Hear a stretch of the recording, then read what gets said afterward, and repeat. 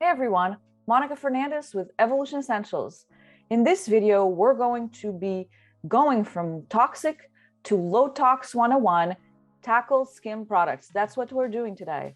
So welcome if you're new to my channel. If not, welcome back. And if you haven't done already, please click on the button right here on the red button to subscribe. That way you get notified every time I upload a new video, but don't forget to also click on that bell because that's how you get notified. We're talking about tackling skin products, and skin products are so diverse. There's so many, but the truth is skin products are full of toxins. And we all know that skin is our largest organ. According to the Cleveland Clinic, their definition of skin is that it's the body's largest organ, as we know. It's made of water, protein, fats, and minerals. Your skin protects your body from germs and regulates body temperature. Nerves in the skin help you feel sensations like hot and cold. So the skin, along with your hair, nails, oil glands, and sweat glands, is part of the integumentary system, and I can't even pronounce that. Integumentary means a body's outer covering, so it's our shell, if you will, and it varies in texture and thickness from one part of the body to the next. For instance, the skin on our lips and our eyelids is very thin and delicate, while skin on the soles of our feet is thicker and harder. And if you've been to my channel, I talk a lot about essential oils, and one of the applications topically of essential oils is actually on the bottom of your feet. And if you're brand new to essential oils, please watch this video right here on what are the top 10 benefits of essential oils. So check that out in a little bit. So according also to Better Health Channel, skin is one of our most versatile organs. Some of the different functions of skin include a waterproof wrapping for our entire body. So when I talk about shell, think of a turtle, think of an animal with a shell. Think of the clam that's got the whole shell is around it. The first line of defense is the skin against bacteria and other organisms. The skin also has a cooling system via our sweat when we sweat, which our body is trying to cool us down. And then it is also a sense organ, so it gives us information about pain, pleasure, temperature, and pressure.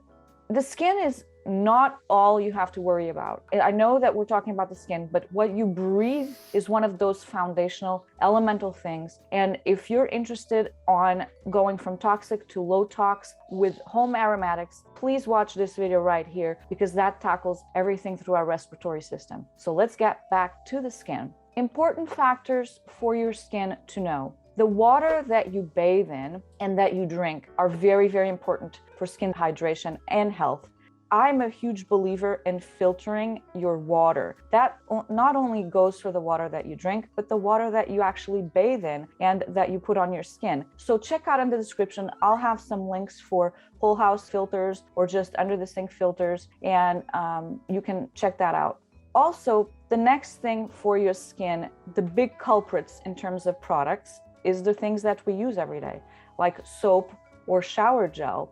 So make sure that your soap and shower gel, when you're reading labels, it's so important that they be free of parabens, synthetic fragrance, we're going to talk about that in a second, phthalates, sodium lauryl sulfate and sodium lauryl sulfates, propylene glycol. And one of the best ways really to control the ingredients is really to make your own DIY. I'll be making my own soap in another video in the future soon. But those things, when we're talking about fragrance, because all these products usually have fragrance in them, and fragrance is a huge bad actor in all of this because it has all of these chemicals that are huge disruptors to our entire body systems. The word fragrance used to mean scent. It no longer means that. It means it's hiding an umbrella of really toxic chemicals, and you have to really be careful. So the next thing that you use on your skin, on your head, is shampoo and conditioner, any type of hair mask or anything like that. So you need to also look into the ingredients of that, because that's usually products that have a crap load of ingredients, and a lot of those are bad boys. So stick around, because I'm going to tell you towards the end where you can actually look up each product and find out about the ingredients, instead of, having to go to a store and actually read the back of the box or back of the bottle.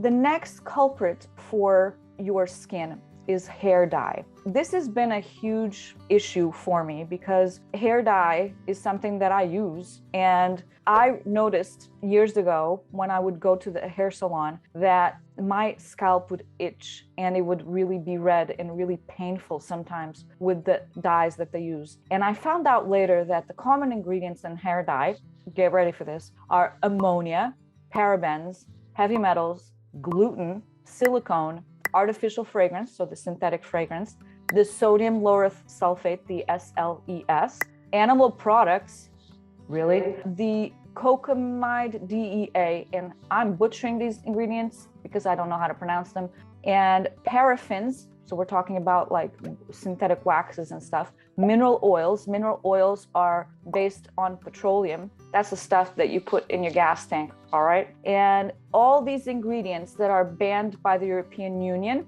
are the ones I mentioned. Another culprit in hair dye is formaldehyde. Look that up and see what that's used for. It should not be in your hair dye, folks, but it is. I actually use a Spanish brand called Nature Tint. I will link up their website in the description as well. I used to use Madison Reed, but they use synthetic fragrance, and I really could not stand the smell of their shampoo and conditioner that came with the hair dye, and so I had to toss that. The next thing that you use on your skin are lotions, and lotions, we all know, full of synthetic fragrance, phthalates, parabens, polyethylene glycol, retinol, which is like the synthetic form of vitamin A, I believe, formaldehyde, BHA and BHT, which are synthetic antioxidants that are used as stabilizers to extend product shelf life, so preservatives, if you will. They're also likely carcinogens and endocrine disruptors, and they may even cause liver damage, so you want to stay away from that. Another thing that is also in lotions is EDTA, and I can't pronounce that. Look it up. It's ethylene diamine. Can't pronounce it, sorry. Anyway, that's an acid that's commonly used. It causes skin, eyes, and lung irritations, and it may also be toxic to your organs. Shocker, right? Lead is another one that's in there. So all this stuff in lotions, and that's insane to me. That's totally insane to me. Lotions should have limited ingredients, and they should be naturally fragranced, for example, with essential oils. A little goes a long way. The next one that is full of stuff as well is sunscreens. I know we all need to protect our skin from the sun because of the UV rays and the UVB and all that stuff. But a lot of these sunscreens are full of toxins, and one of them is called octinoxate, still can't pronounce it, and that's known to cause endocrine disruption, organ toxicity, and cellular level changes. Who wants that? The big ones that you see in all of those grocery store sunscreens are oxybenzone and avobenzone. Those cause skin irritations, sensitization, and allergies, and possibly a hormone disruptor as well. And then there's another one that's called benzalkonium chloride, and that's also used in sunscreens. So stick around, because I'm going to tell you where to look up for sunscreens that are going to not have these things in them. Last but not least is makeup. And I really struggle with this, because sometimes makeup that's not traditional, which means full of chemicals, is not as efficient. But there are brands out there that have done a really good job, and you can search those out also in the sites that I'm going to share with you. Here's some of the things that are in makeup. Formaldehyde, which is a known carcinogen, paraformaldehyde, a type of formaldehyde, methylene glycol, a type of formaldehyde, another one, quaternium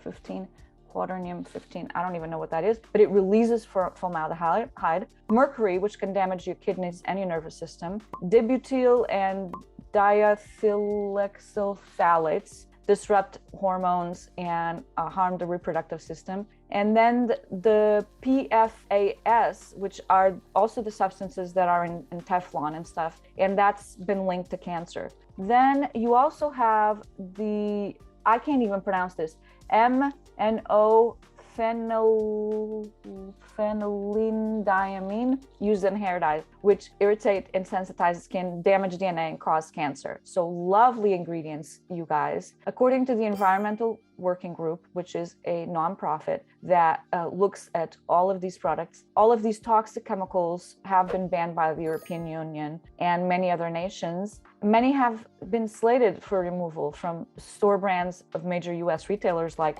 Target, Rite Aid, Walgreens, and CVS. For example, at the end of 2019, CVS Health prohibited the use of formaldehyde, many chemicals that release formaldehyde, many parabens, dibutyl phthalate, and the other one, phthalate. So some of these are already banned from products sold in Whole Foods, for example. I would really check out this website. I'm going to leave in the description, and right here too, it's safecosmetics.org. That is the campaign for Safe Cosmetics, and you can obtain a ton of information. Also, you can obtain some of the brands that are safe, and that's not the only one. You can go to the Environmental Working Group and check out the brands. It rates the brands from 1 or 0 to 10, 0 and 1 being non-toxic and 7 to 10 being really, really toxic. And then those yellow numbers there, the middle ones are medium toxicity. I know this is overwhelming, and I know I'm covering a lot about the skin, but what also affects your health with the skin and what you touch are cleaning products. So I highly, highly recommend that you watch this video right here on the non-toxic cleaning products that I did a little bit ago. And that really tackles that part of the household that you can really control. So what are the solutions aside from going to these websites and doing the research yourself? That is, I would say, one of the first things you can do. But the first thing is to really take a look at the things that you have and take a look at the ingredient list. So choose products that have limited ingredients and have fewer synthetic chemicals. So you may not be able sometimes to go completely non-toxic, but as long as you are choosing low tox instead of super toxic, it's better for your system. And by all means, avoid synthetic fragrance because it's just like thousands of chemicals. Another way to do this is to do DIYs. So you can make your own products. It's not very, very difficult to do. You can really research that. Even here on YouTube, you can research it and you can make your own salt and sugar scrubs, for example, body oils. You can choose simple and organic ingredients. Very, very simple. And then use apps like Think Dirty. I don't know if you've heard of the Think Dirty, but it's to find out whether your products are safe or not. So you can actually shop through there if you want.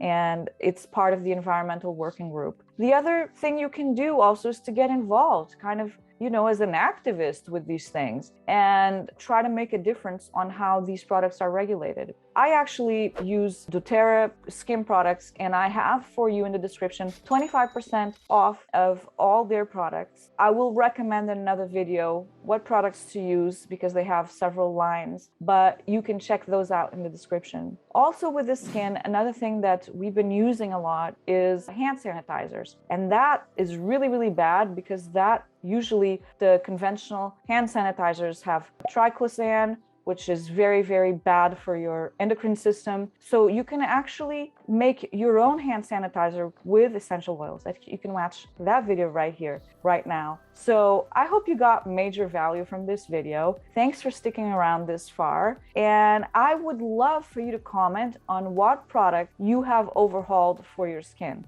And you haven't done already, then which ones are you gonna start with? So please comment below, and I'll see you in the next video.